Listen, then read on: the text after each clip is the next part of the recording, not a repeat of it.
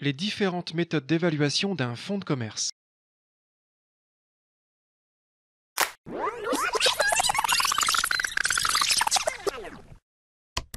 Il existe de très nombreuses méthodes d'évaluation pour les fonds de commerce et finalement, leur grand nombre fait perdre tout repère. En tant que cédant ou repreneur d'affaires, vous constaterez cependant quelques techniques récurrentes dont vous allez découvrir ici rapidement le fonctionnement, les avantages et les limites. La méthode du barème d'évaluation est éditée par Francis Lefebvre. C'est une méthode très simple qui consiste à estimer un fonds de commerce en pourcentage du chiffre d'affaires. Par exemple, le prix de vente d'une boulangerie est estimé entre 50% et 120% du chiffre d'affaires annuel TTC. La limite de cette technique est que les fourchettes d'évaluation sont tirées de la moyenne des prix de vente des fonds de commerce en milieu urbain. Elles ne reflètent pas les zones rurales et assez mal les petites villes. Ensuite, un chiffre d'affaires seul ne présage pas de l'état de santé réel d'une entreprise. Et enfin, certaines fourchettes sont très larges et il est difficile de trouver des critères objectifs qui placent précisément le prix d'un fonds plutôt en bas, au milieu ou en haut de la fourchette. Autrement dit, ce barème d'évaluation doit rester seulement un moyen de comparaison avec d'autres méthodes plus rigoureuses. La méthode des comparables. Là encore, méthode extrêmement simple qui consiste à évaluer le prix d'une entreprise par rapport à une autre, déjà vendue, et qui présente les mêmes caractéristiques. On n'est pas très éloigné de la technique du barème d'évaluation.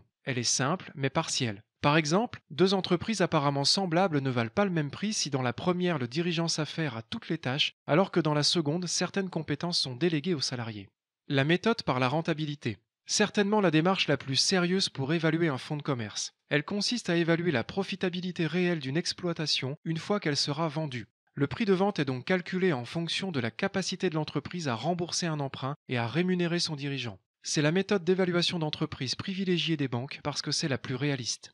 La méthode patrimoniale est une autre approche sérieuse pour l'estimation d'un fonds. Elle consiste à évaluer le prix d'une entreprise en fonction des matériels qu'elle possède. Elle est donc surtout pertinente pour les exploitations qui utilisent des installations et des machines de valeur. Chacun des équipements est évalué selon sa cote sur le marché de l'occasion. La valeur estimée de l'ensemble des équipements déterminera le prix de vente de l'entreprise. La méthode du goodwill, qui est surtout utilisée pour l'évaluation des PME. C'est une approche assez complexe qui mixe la rentabilité, le patrimoine et de nombreux autres facteurs relatifs à la stratégie, au potentiel et aux investissements. Cette complexité apparente pousse à la considérer avec prudence tant la multitude des paramètres est sujette à interprétation. D'une façon générale, soyez vigilants avec les techniques d'estimation fondées sur le potentiel. Cet argument ne vaut que s'il a déjà été réalisé par l'entreprise et qu'il existe des raisons concrètes de croire qu'il se réalisera de nouveau. Par exemple, la signature d'un gros contrat ou la fin d'une période de travaux qui annonce le retour à une fréquentation normale. Sans motif tangible, en réalité, le potentiel dépendra plus du travail du repreneur que du fonds seul. Il existe aussi des situations particulières où le prix du fonds de commerce ne peut s'évaluer par aucune de ces méthodes. Souvenez-vous que le prix d'un fonds s'entend toujours hors stock. Or, il existe des activités où le stock se valorise à des montants très élevés, souvent pour des produits très techniques, haut de gamme ou à valeur unitaire forte. Dès lors, le montant global de la transaction ne dépend plus tellement du fonds, mais du stock proéminent qu'il faudra y adjoindre et qui réalise presque à lui seul le prix de vente.